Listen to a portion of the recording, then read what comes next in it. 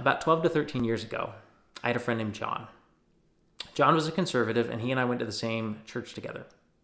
He had recently quit his job to start a business, and that meant he was spending a lot of time at home, including a lot of time watching Fox News. And I remember to this day when John posted a rather alarmist claim on Facebook that President Obama was a dictator.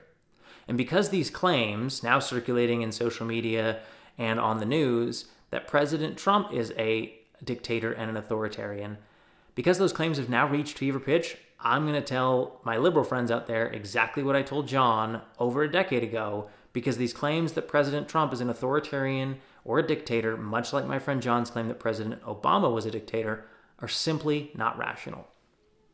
See, because America's founders had a biblical understanding of human sin, and thus of the propensity in the human heart to clamor for power in political systems, they designed in our constitutional republic a system of government with powers divided both horizontally between three separate branches and vertically between the federal government and the states.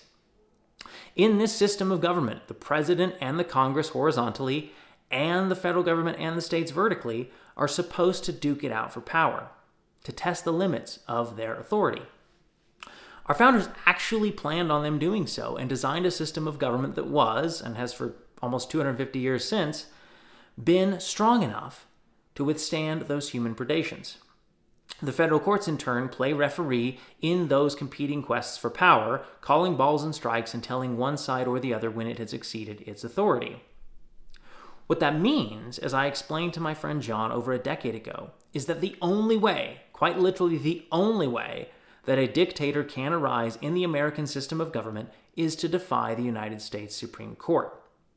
The Supreme Court is the only court that is actually created in our Constitution itself, and it is the highest court in the land with the final say in these battles for power. President Obama, much though I did not like his policies, did not defy the United States Supreme Court, and neither has President Trump. That means that definitionally, in our American republic, neither of them is a dictator, and it is simply not rational to claim otherwise. You can say that President Trump is testing the limits of executive power.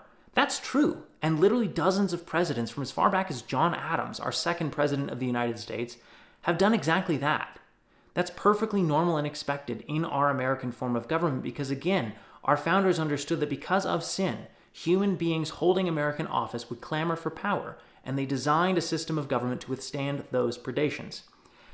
You can also say you don't like the laws that President Trump is enforcing. But that's a conversation you need to be having with your senator or your representative in Congress, because ultimately you cannot fault the president for doing what he is constitutionally mandated to do, what he took an oath to do, and enforcing the laws that Congress has passed. But you can fault Congress for passing laws you don't like.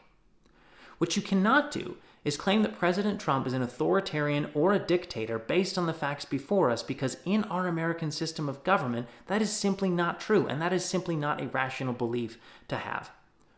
Could that change? Of course it could.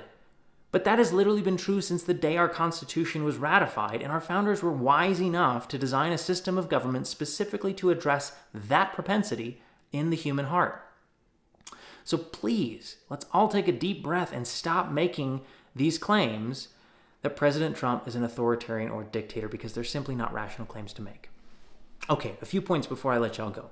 First, if you think that President Trump is an authoritarian or a dictator because he has pressed charges against perceived political opponents, but you had no problem when the Biden DOJ and Democratic attorneys general from two separate states brought what were rather weak criminal charges against President Trump 3 months after he announced he was running for president of the United States, then you hold inconsistent opinions and you need to change one and pick the other.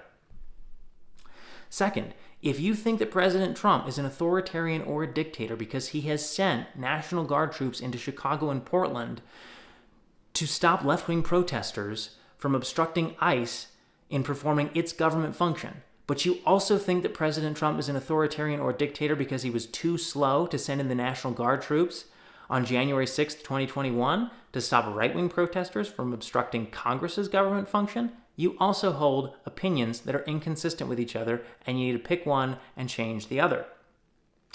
Finally, I saw a post this week that basically claimed that the decades-old federal statute which criminalizes the harboring of an illegal alien, was somehow akin to the German statute that criminalized the harboring of Anne Frank.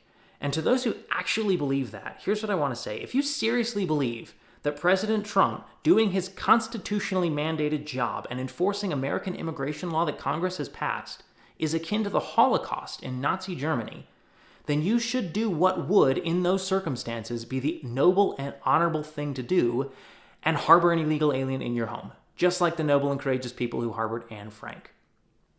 If, and I think more likely when, ICE finds out about it, you will likely be arrested, tried, convicted, and sentenced to several years in prison because it is a felony to do that. And if you're never released from prison because you're sent to a concentration camp and scheduled for extermination, then you will have proven me wrong.